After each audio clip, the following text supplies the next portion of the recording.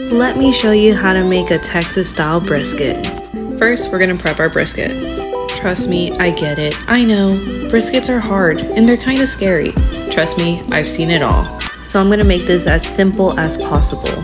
Trim all the silver skin and all the fat.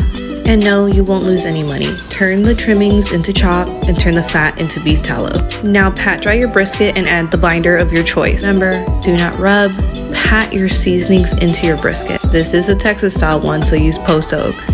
250 for the first 4 hours, nice and slow. During the stall, you can increase the temperature slowly, but don't pass 300. We go off probe tenderness, not temps. Once it feels like butter, you can wrap your brisket and let it rest. Now trust me when I tell you this. You're going to let it rest till it hits an internal temp of 140. You can even let it rest all night in a hot box, but keep it at 140. Still don't believe me?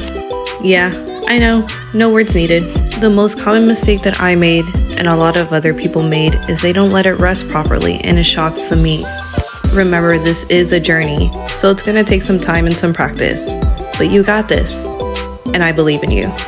I know, there's a lot of false information and a bunch of random videos out there on brisket, but meat does not lie. Real brisket, you don't need a squeeze. It speaks for itself. Till next time, guys, enjoy.